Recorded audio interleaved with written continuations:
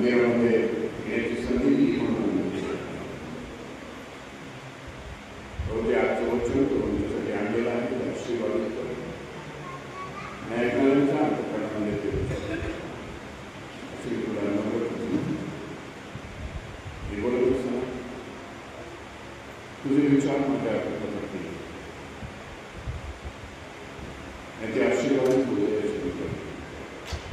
या विनंत्याला प्रवेश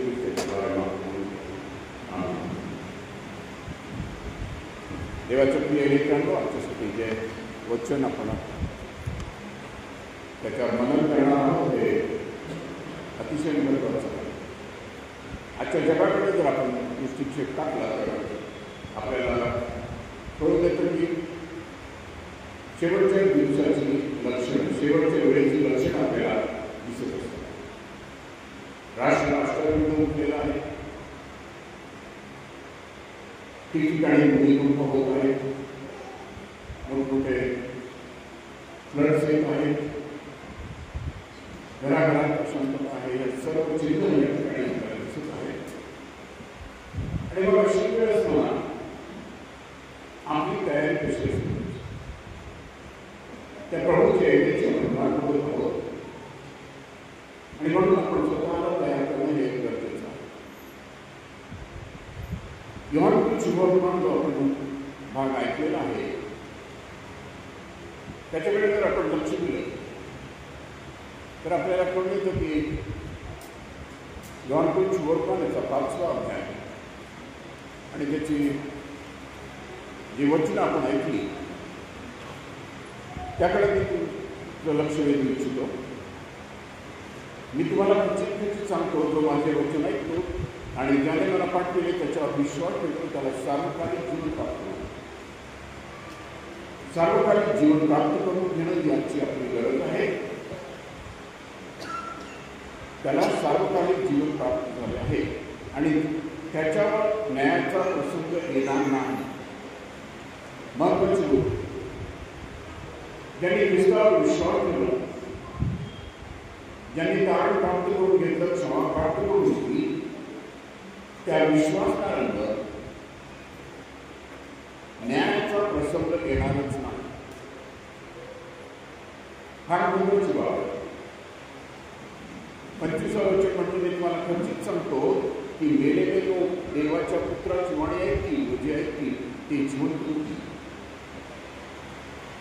सर्व मेलेले लोक जे कपडे पुरलेले आहेत, कोणाला जाळलेले आहे, कोणाला समुद्रात टाकलेले आहे, ते सर्व त्या परमेश्वराच्या पुत्राची वाणी ऐकतील, ख्रिस्ताची वाणी ऐकतील आणि ते जे ऐकतील ते जिवंत होतील. अशी वेळ येते किंबहुना आता आलीच आहे.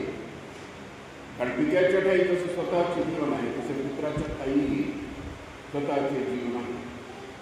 आणि तो मनुष्याचा पुत्र आहे या कारणास्तव न्याय निवाडा करण्याचा अधिकार हा महत्वाची गोष्ट आहे. तुमचा आणि माझा न्याय निवाडा करण्याची जी जबाबदारी आहे ती ख्रिस्तावर आहे. पण पुढचं वचन बघा,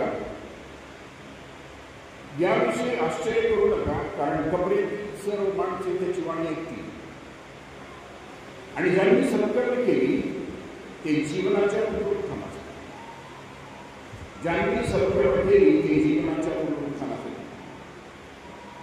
आणि ज्यांनी दुष्कर्म केली ते न्यायाच्या पुनरुत्थानासाठी बाहेर येतील अशी वेळ येत आहे.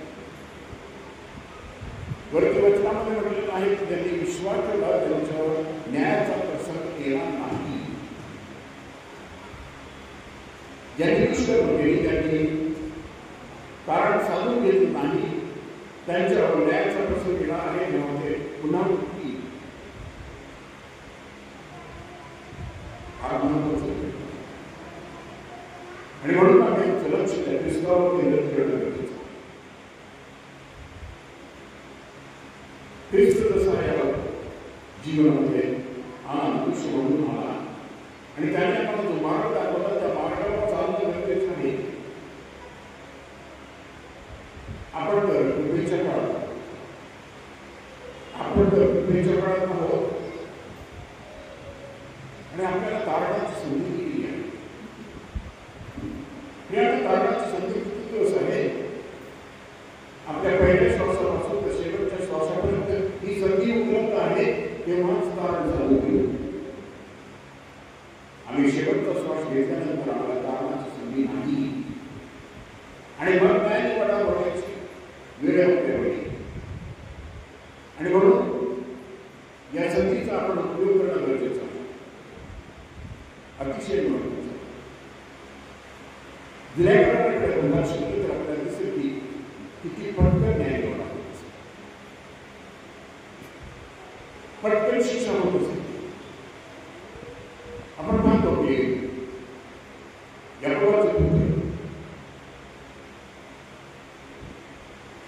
ज्यांनी खून केलं, रागाच्या भावाने त्यांनी खून केला, बैलांचे पायाच्या शिरा कापून टाकल्या, त्यांना कंपोज केलं, त्यांच्यावर न्यायाचा प्रसंग ओढवला, शिक्षेचा प्रसंग ओढवला, या प्रकारचा पुत्र असू शकता. मग असं जर आहे तर आम्ही कोण? आमच्या सुद्धा न्यायाचा प्रसंग ओढवेल जर आम्ही वेळेत सावध झालो नाही तर. वेळेत सावध होणं आमची गरज आहे. पेत्राचं दुसरं पत्र आणि दुसरा अध्याय आणि त्याचे 4थ्या वचनापासून काय म्हणतात का? कोणाचा न्याय होईल? पेत्राचं दुसरं पत्र दुसरा अध्याय आणि 4थ्या वचनापासून, कारण ज्या देवदूतांनी पाप केले त्यांची देवाने दया केली नाही तर त्यास नरकात टाकले आणि न्यायपाड्याकरिता राखून अंधकारात खाड्यात टाकले. किती भयंकर न्याय आहे बघा, देवदूतांचा न्याय. पुन्हा मी वाचतो, ज्या देवदूतांनी पाप केले त्यांची देवाने दया केली नाही तर त्यास नरकात टाकले आणि न्यायपाड्याकरिता राखून अंधकारमय खाड्यात टाकले. हे पद्धत पावलेले जे स्वर्गातल्या परमेश्वरासमोर निरंतर स्तुती आणि आराधना करतात ते देवाची, पण त्यांच्या अंतःकरणामध्ये गर्वामुळे त्यांचं पतन झालं आणि देवाशी असलेला संबंध तुटला. परिणामाच्या अंतःकरणामध्ये सुद्धा आपल्या जीवनामध्ये सुद्धा अनेक प्रसंग येतात जेव्हा मला गर्व होतो, जेव्हा गर्व होतो तेव्हा परमेश्वराशी आपल्याला संबंध तुटतो. परमेश्वराशी संबंध तुटणे भयंकर असतो आणि मग न्यायपाडाचा प्रसंग आपल्याकडे आहे. त्या देवी कर्णाने अंधकाराने खाड्यात टाकून ठेवलं. त्याने प्राचीन जगाचीही लय केली नाही. दुसरी गोष्ट, प्राचीन जगाची लय केली नाही तर अभक्तांच्या जगावर जलद प्रलय आणला. सर्व जीव जे प्राणी होते, वनस्पती होत्या, सर्व जीवधाऱ्यांचा नाश झाला.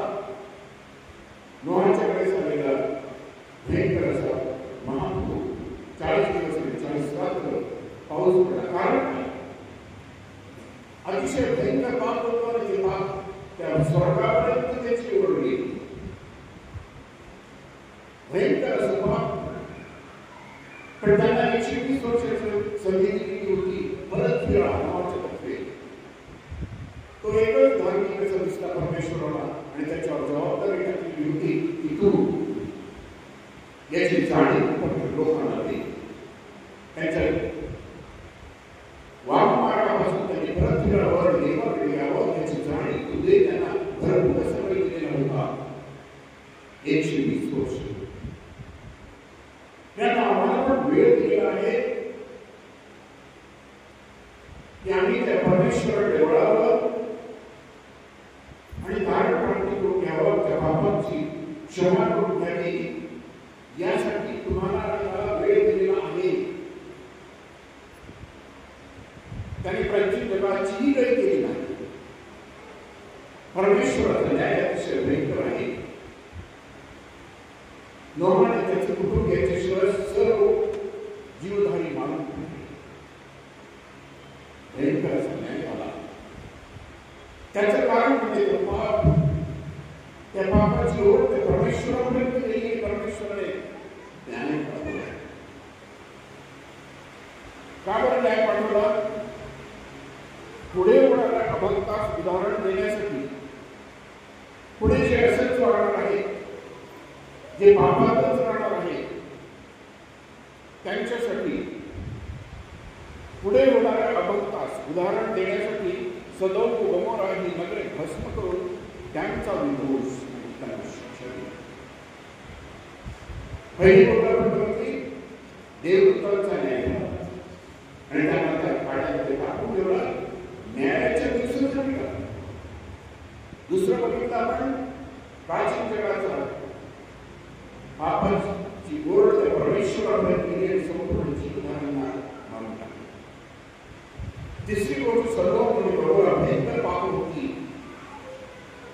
ज्याची यादी आपल्याला त्या वचनामध्ये दिसते. आजच्या जगाकडे जर दृष्टिक्षेप टाकलं तर ही पापं आहेत की नाही? आहेत, वेळीच्या नाही. त्यानंतर स्त्री आणि स्त्रियांचं लग्न होतं, पुरुषांचं लग्न होतं, ही भयंकर असं पाप आहे. या सर्व पापासाठी परमेश्वर भयंकर अशी शिक्षा देणार आहे आणि न्यायाच्या दिवसासाठी राखून करणार आहे. ज्यांनी दुष्कर्म केली त्यांना न्यायाच्या पुनरुत्थानासाठी उठवणार आहे आणि ज्यांनी सत्यम केली त्यांच्यावर न्याय निवडायचा प्रसंग येणार नाही. ते जीवनाच्या पुनरुत्थानासाठी उठतील. कोणी न्यायाच्या पुनरुत्थानासाठी उठेल, कोणी जीवनाच्या पुनरुत्थानासाठी उठेल. आम्ही आत्मपरीक्षण करत आम्ही कोणत्या पुनरुत्थानासाठी उभे जाऊ? आत्मपरीक्षणाची गरज आहे. आणि म्हणून शास्त्रवचनाचा अभ्यास करणं गरजेचं आहे. रोज आणि रोज वाचा. मी मागच्या वेळेस सांगितलं होतं की एक तरुण बाळासाहेबांकडे आला आणि म्हणाला की मी रोज रोज शास्त्रवचन वाचतो, मला समजतच नाही, काय करू? बाळासाहेब विचार केला आणि म्हणाला तरी वाच, नाही समजलं तरी वाच, तरी वाच. उदाहरण आपण चाळणी वापरतो घरामध्ये, वापरल्यानंतर गरीब होते आणि ती चाळणी जर पाण्याची गरमी करते, चाळणीमध्ये पाणी थांबत नाही, ती धरून ठेवत नाही, पण जितकं पाणी वापरते तितकी त्या चाळणी स्वच्छ होते. जितकं वचन वाचाल तितकी अंतःकरणाची शुद्धता होती. परमेश्वर तुम्हाला आणि मला ते वचन समजण्याची बुद्धी दिली आणि म्हणून वचन वाचणं गरजेचं आहे. जितक्या वेळेस वाचाल तितक्या वेळेस नवीन अर्थ तुम्हाला ऐकायला सांगते आणि म्हणून वचन वाचण्याची नितांत गरज आहे. त्या न्यायापासून सुटका होण्यासाठी त्या वचनाची आवश्यकता आहे, जागृतीची आवश्यकता आहे. हेजकेल 33वा अध्याय आणि 11वा वचन. हेजकेलाचं पुस्तक 33वा अध्याय आणि 11वा वचन. ज्यांना सापडायचं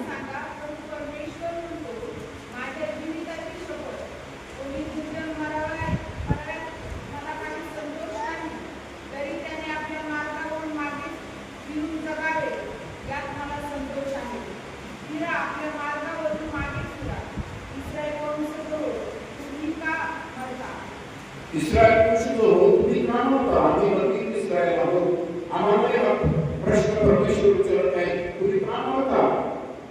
परमेश्वराची इच्छा नाही की कोणी पापात मरावं. परमेश्वराची इच्छा नाही की कोणीही पापात मरावं. की त्या परमेश्वराची इच्छा नाहीये तर त्याने आम्हाला ख्रिस्त दिला. कशासाठी? जो कोणी त्याच्यावर विश्वास ठेवतो त्याचा काय होईल? जो कोणी त्याच्यावर विश्वास ठेवेल त्याचा न्याय होणार नाही, त्याला सार्वकालिक जीवन मिळेल. परमेश्वराची इच्छा आहे की कोणीही पापात मरू. तुम्ही का नव्हता? परमेश्वर विचारत आहे. त्या सांग प्रभू परमेश्वर म्हणतो, माझ्या जीविताची शपथ कोणी दुर्जय करावा यात मला काही संतोष नाही. कोणी पापात करावं मरामध्ये परमेश्वराला मान्य नाही. कोणी दुर्जय करावा यात मला संतोष नाही, तर त्याने आपल्या मार्गावरून मागे फिरून जगावे.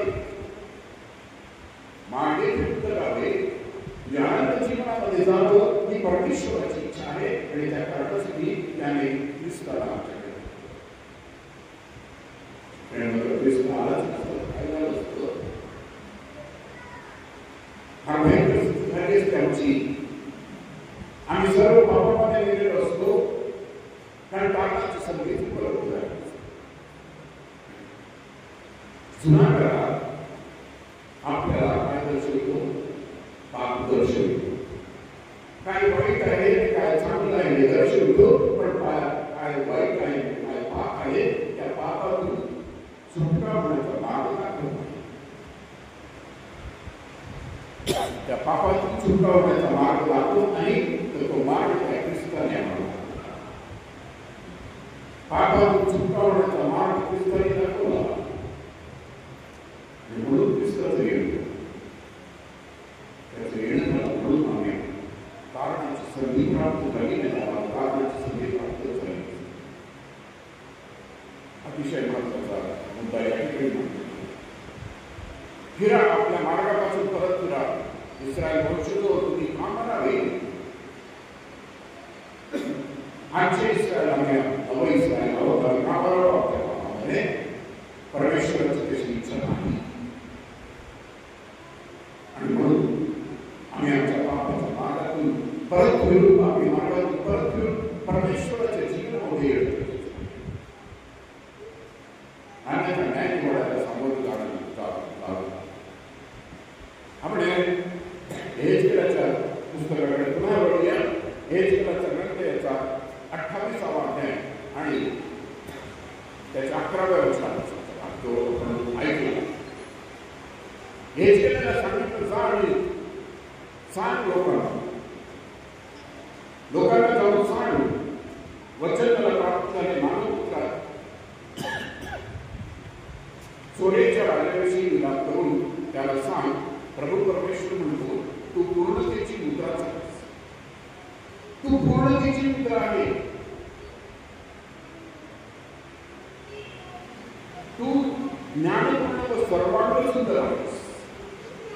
तुला ज्ञान दिलेलं आहे, तू सर्वांग सुंदर आहेस. देवाचा पाठ येथे ज्ञान तू होतास. आता सोरेचा राजा येथे पाठ होता का? नाही. सैतानाची तुलना या राजाशी केली. सैतानाची तुलना या राजाशी केली आहे.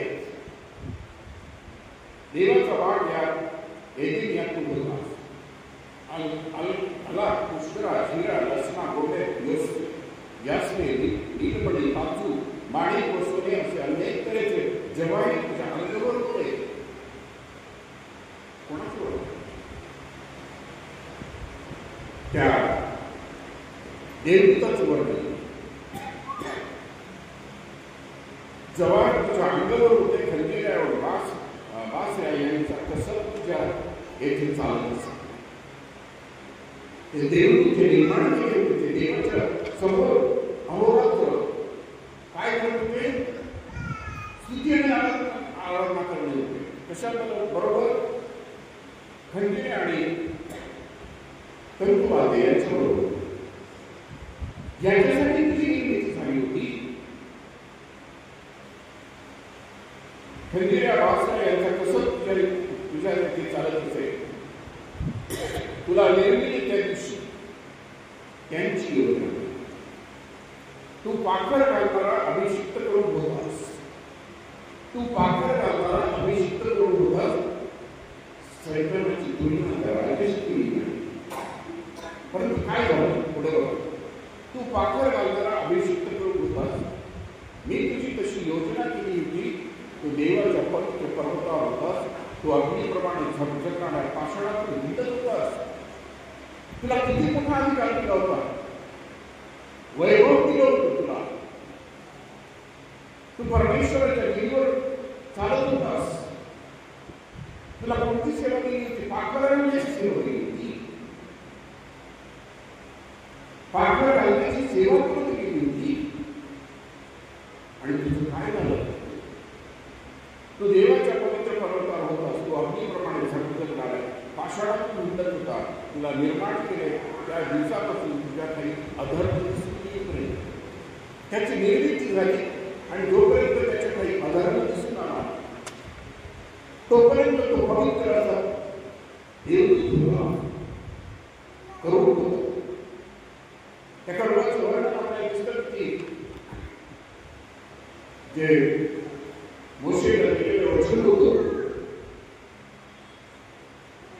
ते वचनाचा कोश ज्या मंदिरामध्ये ठेवलेला होता त्याच्या दोन्ही बाजूला ते करूप होते आणि त्यांची पंखांची छाया त्या वचनाच्या कोशावर पडत असे.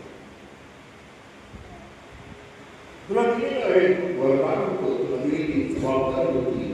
तू पाखर घालणारा करून होतास. मग किती वैभवतेने होतो, पण कुठपर्यंत तुझ्यामध्ये अधर्म आला, तुझ्यामध्ये अधर्म आला. प्रेम तुम्हाला मला दिलेली सेवा आपण विचार केलाय का? आपल्या प्रत्येकाच्या जीवनामागे परमेश्वराचा एक उद्देश असतो. त्या उद्देशाने त्याने आम्हाला निर्माण केलेलं आहे. त्या बरोबर निर्माण केलेलं होतं, उद्देशाने निर्माण केलं. त्या उद्देशाबद्दल आपण कधी विचार केलाय का? आणि विचार जर केला आणि आम्ही पापाच्या मार्गाकडे वळत आम्ही अधर्माकडे वळतो. तुला निर्माण केल्या दिवसापासून तुझ्याकडे अधर्म दिसतोपर्यंत तुझी चालचल येत. पण जेव्हा आम्ही सैतानाकडे वळतो, आम्ही सैतानाच्या युक्त्यांना बळी पडतो, तेव्हा परमेश्वराशी संबंध तुटतो. तेव्हा तो परमेश्वराशी असलेला संबंध तुटतो. त्या करुणाची योजना तिथे कुठे होती? हे देत नव्हती.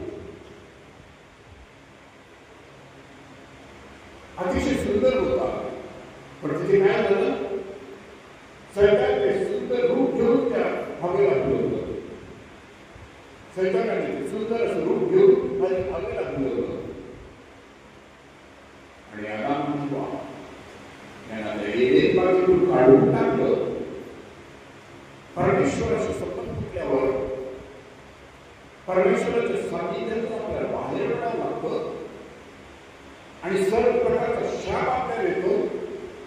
आदामाला सांगितलं तुझ्याकडे भोगी शाप आमच्या पापामुळे भोगी शाप होते का? आमच्या पापामुळे आमचं कुटुंब शापित होतं का? विचार करायचा.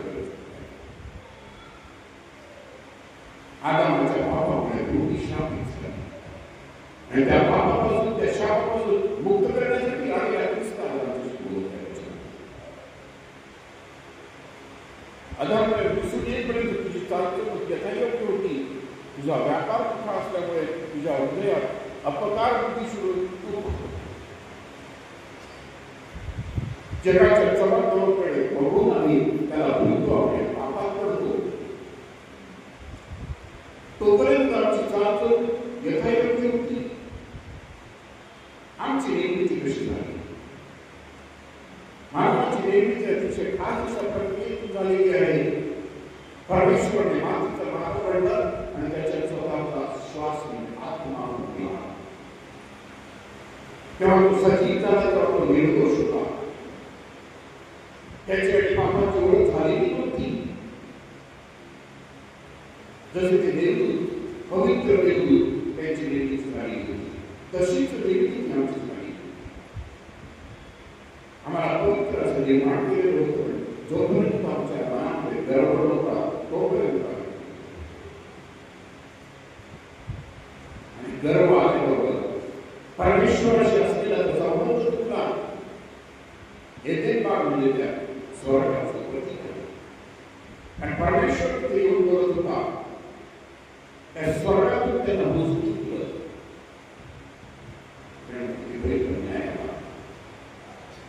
किती भयानक न्याय आला. तो न्याय आजपर्यंत आपल्यापर्यंत आलेला आहे. त्या न्यायापासून सुटका होण्याची गरज आहे. त्या न्यायापासून सुटका होण्याची अत्यंत गरज आहे. अन्यथा न्याय होईल आम्ही पुन्हा एकदा उठले जाऊ न्यायाच्या द्वाराच्या सुवर्णामध्ये अतिशय स्पष्ट सांगितलेलं आहे. यांनी दुष्कर्म केली ते न्यायाच्या पुनरुत्थानासाठी होती आणि ज्यांनी सत्कर्म केली ते जीवनाच्या त्यांच्यावर न्याय घ्यायचा येणारच नाही.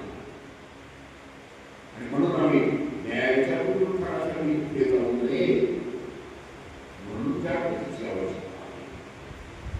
म्हणून जागृतीची आवश्यकता आहे. अन्यथा नाशाकडे जर याची जाणीव आम्ही करून दिली नाही तर दोषी आम्ही करू. याची जाणीव आम्ही जर फळवली स्वार्थिकांनी दिली नाही तर तुमच्यापेक्षा जास्त दोष होतो. तुमच्या सर्व भावनाचा जाग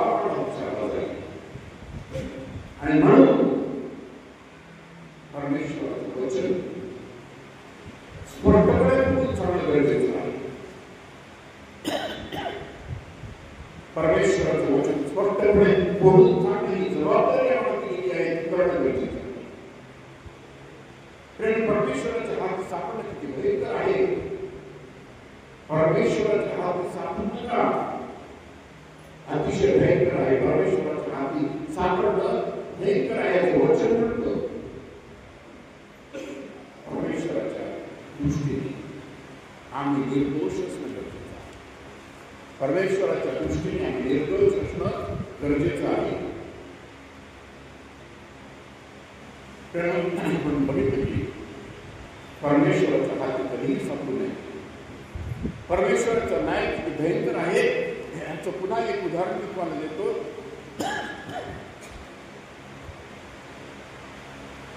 आपण शेवटच्या पुस्तकाकडे वळू. 9वा अध्याय आणि त्याची 13 पासूनची प्रकटीकरण 9वा अध्याय आणि त्याची 13 पासूनची वचन. नंतर 6व्या देवदूताने कर्णा वाजवला.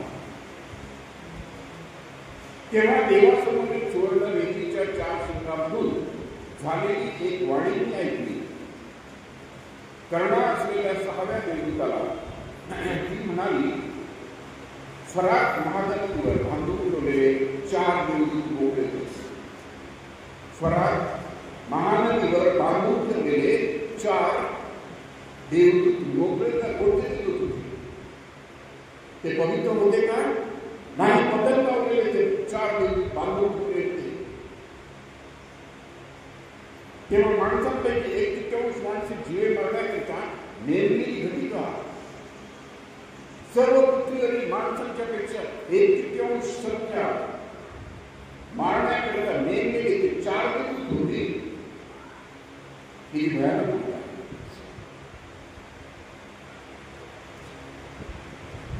पुढे बघू. तेव्हा माणसांपैकी 1/3 माणसे जीवे मारण्याकरिता नेमलेली घटिका दिवस, महिना, वर्ष यासाठी तयार केलेले ते 4 देवदूत मोकळे केले. त्यामुळे 4 देवदूत मोकळे झाले. काय अवस्था होती? आजही संधी आहे. शेवटचा दिवस वेळेची नाही. कारण समजून घेणं गरजेचं आहे. ते 4 देवदूत मोकळे केले. घोडदळांची संख्या 20 कोटी होती. ती त्याची संख्या मी ऐकली. त्या दुष्टांतात घोडेवर त्यावर बसलेले स्वार मला दिसलेले असे की अग्नी, नील व गंधक यांच्या रक्ताची उरसणारी होती. अग्नी, नील आणि गंधक म्हणजे नरकाचे चित्र आहे, जिथे सतत अग्नी पेटत राहिली. त्या ठिकाणचे वर्णन केलेलं आहे. कोणासाठी? जे धारण प्राप्त करून घेणार नाही. ख्रिस्ताच्या रक्ताने त्यांची पाप धुतली जाणार नाही. आणि कधी धुतली जातील? ख्रिस्ताच्या रक्ताने आमची पाप. जेव्हा आम्ही त्या ख्रिस्ताकडे आमचे पाप घेऊन जाऊ आणि त्याला सांगतो, ख्रिस्त आमच्या पापांवर पांघरून घाल तुझ्या रक्ताने. माझ्या पापांवर पांघरून घाल तुझ्या रक्ताने. त्याच क्षणी तो ख्रिस्त त्याच्या रक्ताने आमचे पाप धुवून टाकले आणि त्याची आठवण सुद्धा होणार नाही. अन्यथा काय होईल? जन्मभर तिथे जळत असतो त्या नरकामध्ये जाण्याची शिक्षा होईल. न्याय होईल. भयंकर असा न्याय होण्याची सूचना या ठिकाणी दिलेली आहे. म्हणून परमेश्वराच्या हाती पडलं हे फार भयंकर. परमेश्वराच्या हाती पडू नका. पुढे म्हणलेलं आहे, न्याय करण्याचा अधिकार ख्रिस्ताला दिलेला आहे. सर्वांचा न्याय करण्याचा अधिकार ख्रिस्ताला दिलेला आहे. पण जे त्याच्या रक्ताने शुद्ध होती ते आत्मे पुन्हा विकून ठेवतो. त्याच्या रक्ताने शुद्ध झालेले आत्मे त्या ख्रिस्ताबरोबर ते स्वर्गामध्ये असतील. आणि जेव्हा ख्रिस्त न्याय करेल तेव्हा त्याच्याबरोबर हे सुद्धा असते. तुम्हाला अधिकार मिळेल. देवदूतांचा न्याय करण्याचा अधिकार मला मिळेल जर आम्ही त्या ख्रिस्ताच्या रक्तात गुंतलेलो आहोत, त्याच्याबरोबर जर आम्ही राज्य करू तर हा अधिकार तुम्हाला आणि मला मिळण्याची या ठिकाणी दिलेली वाही आहे. अतिशय महत्वाचं आहे.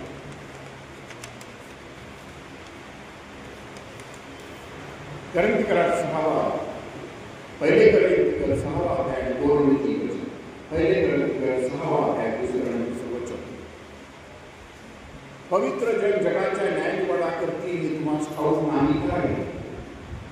पवित्र जन त्या ख्रिस्ताच्या रक्ताने धुतलेले आहेत, ज्यांच्या पापावर पांघरून घातलेलं आहे, जगाचा न्यायनिवाडा करतील हे तुम्हाला ठाऊक नाही काय? आपण देवदूतांचा न्यायनिवाडा करणार आहोत हे तुम्हाला ठाऊक नाही काय? संत पाऊल म्हणतो आपण ते बारलेले होते देवदूतांचा न्याय करतील. पण याचा अर्थ असा आहे का आम्ही न्याय करू? न्याय करण्याचा अधिकार तर ख्रिस्ताचा दिला. आम्ही त्या ख्रिस्ताबरोबर त्या न्यायनिवाड्यात सामील होऊ हे सांगितलेले. आपण देवदूतांचा न्यायनिवाडा करणार आहोत हे तुम्हाला ठाऊक नाही काय? जाणून घ्या. म्हणून या जीवनाचा आहोत तोपर्यंत आम्ही आमच्या पापाची क्षमा पाहून त्याच्या रक्ताने धुतलं जातो. आमची पाप त्याच्याकडे घेऊन जाऊ त्याला म्हणून हे ख्रिस्त आमच्या दया कर, आम्हाला शुद्ध कर तुझ्या रक्ताने. आणि जेव्हा आम्ही शुद्ध होतो तेव्हा त्याच्याबरोबर राज्य करू, आनंदवाली जीवनामध्ये राज्य करू. गलतीकरास पत्र याचा 3 अध्याय 13 वचन. आता या देवदूत होते त्यांची परमेश्वराने आम्हाला हा न्याय करण्याचा अधिकार त्या ख्रिस्ताबरोबर का दिलेला आहे? तर काही दोन गोष्टी तुम्हाला सांगतो. आमची निर्मिती त्या देवदूतांच्या निर्मितीपेक्षा वेगळी आहे. देवदूतांची निर्मिती कशी झाली आमची वेगळी आहे. परमेश्वराने मातीचा मानव घडला, तो त्याच्या प्रतिकृतीचा घडला. आम्ही परमेश्वराच्या प्रतिकृतीचे आहोत आणि आमच्या नागपुरामध्ये त्याने आत्म्याचा श्वास दिला. देवदूतांचा ते तर पवित्र होते जेव्हा त्याची निर्मिती. हा फरक आहे. पण आमच्या पापांसाठी ख्रिस्त आला आणि त्याने आमच्या पापाची खंडणी होती. ख्रिस्ताने तुमच्या आणि माझ्या पापाची खंडणी करून दिली. हो, त्या देवदूताच्या कमी झालं. हे त्या देवदूताबद्दल झालं नाही, तुमच्या आणि माझ्याबद्दल झालं. तर ख्रिस्त तुमच्या आणि माझ्यासाठी आला. आपल्याबद्दल ख्रिस्त शाप झाला. गलतीकरास पत्र 3 अध्याय 13 वचन. आपल्याबद्दल ख्रिस्त शाप झाला आणि त्याने आपल्याला नियमशास्त्राच्या शापापासून खंडणी करून सोडविले. जो कोणी घडावर चांगला ख्रिस्त तुमच्या आणि माझ्यासाठी शापित झाला, ते मरण त्याने पत्करलं आणि तुमच्या आणि माझ्यावर आलेला शाप त्याने घालवला. तुमच्यावर आणि माझ्यावर आलेला शाप त्या ख्रिस्ताने घालवला, तो शापित झाला.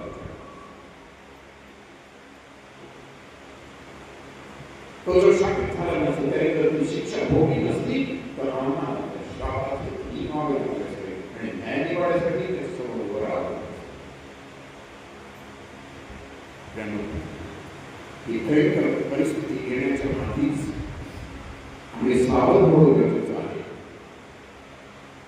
ज्यांना वारशाने तारण मिळणार आहे त्यांच्या सेवेसाठी पाठविलेले ते परिचारक आत्मे नाहीत काय? ते देवदूत प्रत्येकासाठी एक देवदूत दिलेला आहे. ते परिचारक आत्मे आहेत. त्यांचा सुद्धा न्याय होण्यासाठी आम्हाला अधिकार देण्यात त्या बाळाला निश्चय करू. त्या ख्रिस्ताने खंडणी होऊन दिली की तुमच्या आणि माझ्या बापासाठी असेल. आणि जर ती खंडणी आम्ही ऍक्सेप्ट केली नाही तर आम्हाला न्यायासाठी उभं राहावं. म्हणून त्या न्यायासाठी वाचून न्यायापासून दूर होणं, शापापासून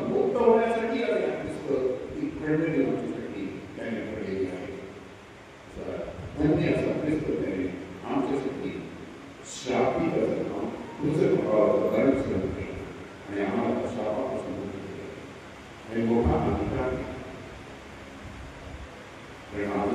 अंतकरण तयार करून त्या ख्रिस्ताकडून क्षमा प्राप्त करून आणि अनंतकालीन जीवनाचे वारसासाठी त्या ख्रिस्ताबरोबर असं अंतकरण परमेश्वर आणि मागते आपण पवित्र सेनाधीश परमेश्वर आजचं वचन सादर करण्याचं वचन तुम्हाला दिलंच म्हणून आम्ही सुरू न्यायनिवाडाचं प्रसंग आमच्या घेऊन म्हणून तो आम्हाला मार्गदर्शन केलं म्हणून आम्ही सुरू आम्ही सर्व विभागात सबक आम्हाला दूर